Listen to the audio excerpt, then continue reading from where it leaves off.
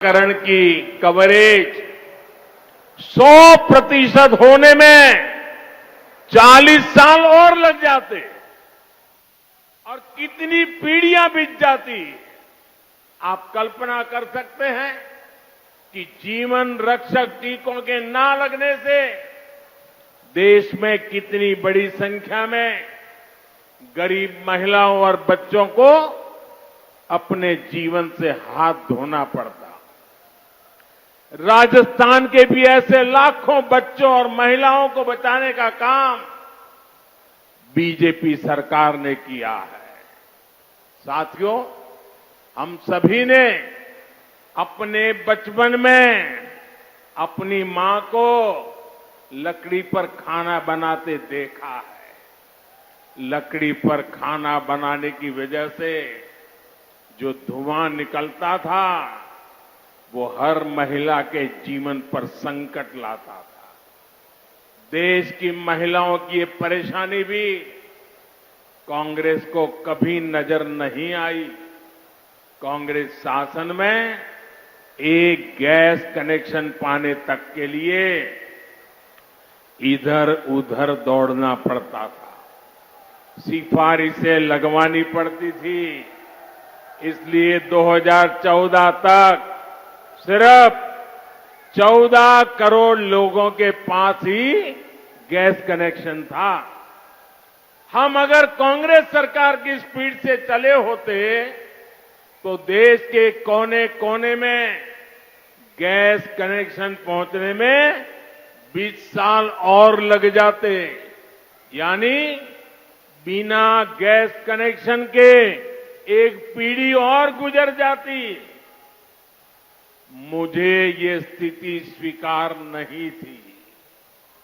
इसलिए ही पिछले 9 साल में बीजेपी सरकार ने देश के 19 करोड़ से अधिक लोगों को गैस कनेक्शन दिया है। इस गैस कनेक्शन ने महिलाओं को स्वास्थ्य भी दिया है और सुविधा भी दी है।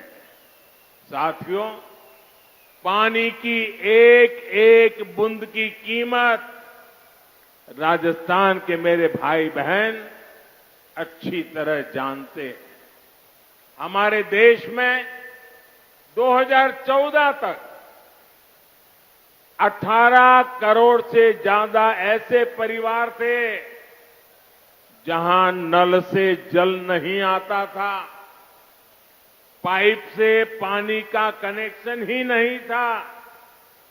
बीजेपी सरकार ने बीते 3 साल में 9 करोड़ लोगों को पाइप से पानी के कनेक्शन से जोड़ा है। अगर कांग्रेस की सरकार होती तो उसे यही काम करने में 20 साल और लग जाते। जब संकट हल करने में, पानी से जुड़ी चुनौतियों को समाप्त करने में कांग्रेस सरकार कभी आगे बढ़कर काम नहीं करती। कांग्रेस को सिर्फ झूठ बोलना आता है और आज भी कांग्रेस यही कर रही है। साथियों, कांग्रेस ने वीरों की इस धरती और यहां के वीरों के साथ भी हमेशा धोखा किया है। एक कांग्रेसी है जो 4 दशक तक 1 रैंक 1 पेंशन के नाम पर हमारे पूर्व सैनिकों से विश्वासघात करती रही। कागजों पर सिर्फ 500 करोड़ रुपए रखकर कांग्रेस कहती थी कि वो 1 रैंक 1 पेंशन लागू करेगी, जबकि इसके लिए हजारों करोड़ रुपयों की जरूरत थी। भाजपा सरकार ने न सिर्फ 1 रैंक 1 पेंशन को लागू किया, बल्कि पूर्व सैनिकों को एरियर भी दिया। 1 रैंक 1 पेंशन लागू होने के बाद 18,000 करोड़ रुपए से ज्यादा की राशि एरियर के तौर पर पूर्व सैनिकों को मिली है। इसका लाभ राजस्थान के भी करीब करीब 2 लाख पूर्व सैनिकों को मिला है। वन रैंक वन पेंशन लागू होने की वजह से देश के पूर्व सैनिकों की जेब में अब तक करीब करीब 65,000 करोड़ रुपया गया है। 65,000 करोड़ रुपया दोस्तों, आप कल्पना कर सकते हैं कहां कांग्रेस के 500 करोड़ रुपए और कहां बीजेपी सरकार के 65,000 करोड़ रुपए। अगर बीजेपी सरकार ना होती तो पूर्व फौजियों को आज भी वन रैंक वन पेंशन का इंतजार ही करना पड़ता। साथियों, कांग्रेस की गलत नीतियों का सबसे ज्यादा नुकसान अगर किसी को उठाना पड़ा तो वो देश के छोटे किसान हैं। छोटे किसानों की जरूरत पर, छोटे किसानों की मदद करने पर कांग्रेस ने कभी ध्यान नहीं दिया। ये भारतीय जनता पार्टी है जिसने पहली बार छोटे किसानों की मुश्किलों को समझा, उनकी परेशानी दूर करने की कोशिश की।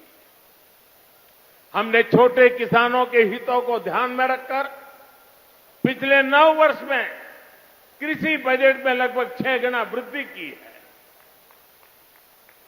6 गुना वृद्धि।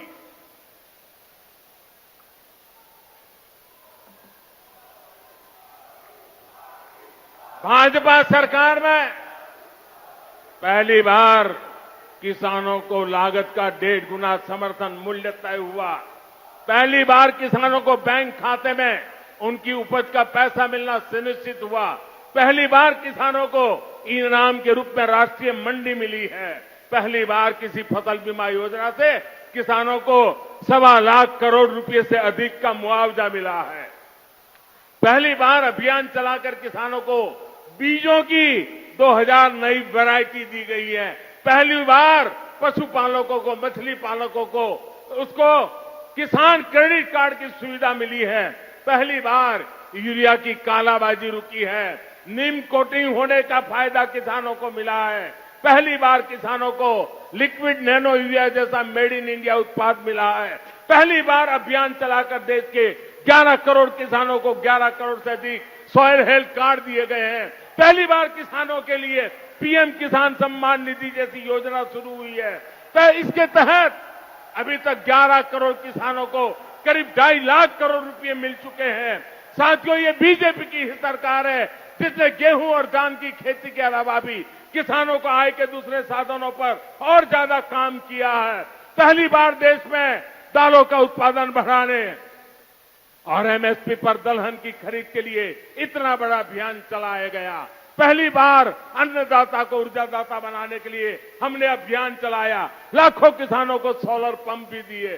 पहली बार देश में प्राकृतिक नेचुरल फार्मिंग के लिए इतना बड़ा अभियान शुरू किया गया। पहली बार शहद का उत्पादन बढ़ाने और उसके निर्यात के लिए भी बीजेपी सरकार ने विशेष मिशन चलाया।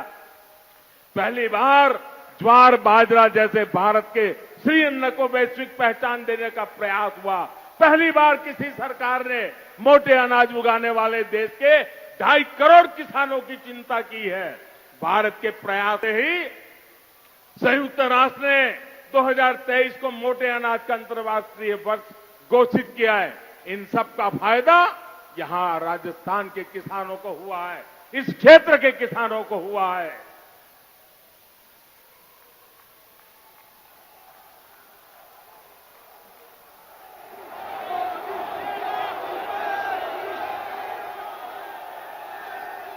भाइयों और बहनों,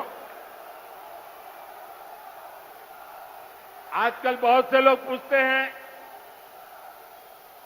कि देश में जो विकास के बड़े बड़े काम हो रहे हैं उसके लिए ये मोदी इतने पैसे लाता कहां से है।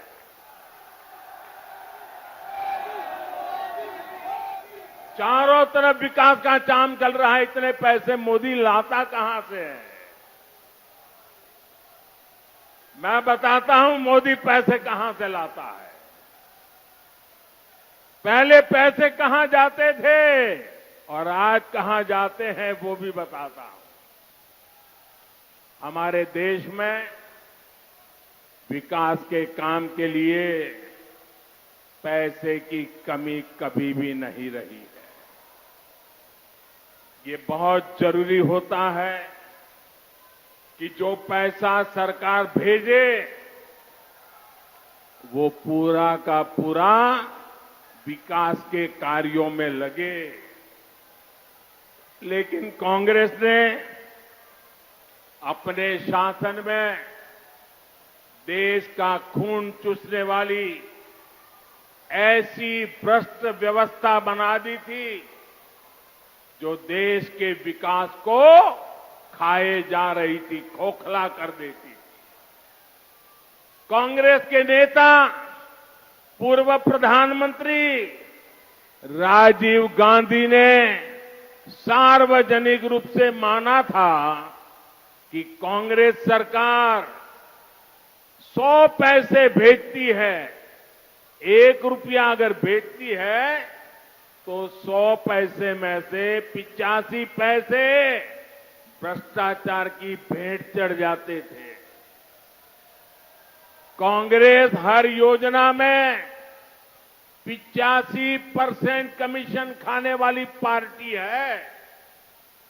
साथियों, बीजेपी सरकार ने बीते 9 वर्षों में जो देश का इतना विकास किया है वो इसलिए संभव हो पाया क्योंकि बीजेपी कांग्रेस की लूट के रास्तों को ही बंद कर रही है। बीते 9 वर्षों में बीजेपी सरकार ने आधुनिक हाईवे और रेलवे पर करीब 24 लाख करोड़ रुपए खर्च किए हैं। हाईवे और रेलवे 24 लाख करोड़। अगर कांग्रेस की सरकार होती और राजीव गांधी ने जो कहा था उस प्रकार से अगर हम विचार करें तो इसमें से 24 लाख करोड़ में से 20 लाख करोड़ रुपए बीच में ही लूट जाते। न रेल बनती न रोड बनता। बीते 9 वर्षों में बीजेपी सरकार ने 29 लाख करोड़ रुपए डायरेक्ट बेनिफिट ट्रांसफर डीबीटी के माध्यम से सीधे गरीबों के बैंक खाते में जमा किए। अगर कांग्रेस सरकार होती तो इसमें से 24 लाख करोड़ रुपए 85 पैसों के हिसाब से 24 लाख करोड़ रुपए बीच में ही लूट जाते। साथियों, और जब लूट की बात होती है ना तो कांग्रेस किसी में भेदभाव नहीं करती। कांग्रेस देश के हर नागरिक को, गरीब हो, दलित हो, पीड़ित हो, शोषित हो, वंचित हो, आदिवासी हो, अल्पसंख्यक हो, दिव्यांग हो, महिला हो, युवा हो, सबको समान भाव से लूटती है। बीते 9 वर्षों में बीजेपी सरकार ने आदिवासी बच्चों को 22,000 करोड़ रुपए से ज्यादा पढ़ाई के लिए भेजे हैं।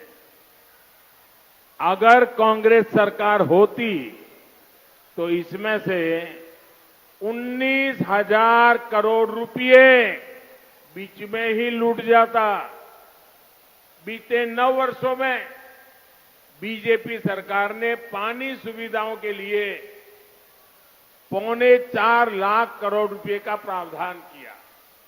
अगर कांग्रेस सरकार होती तो इसमें से भी 3.25 लाख करोड़ रुपए बीच में ही लूट जाते।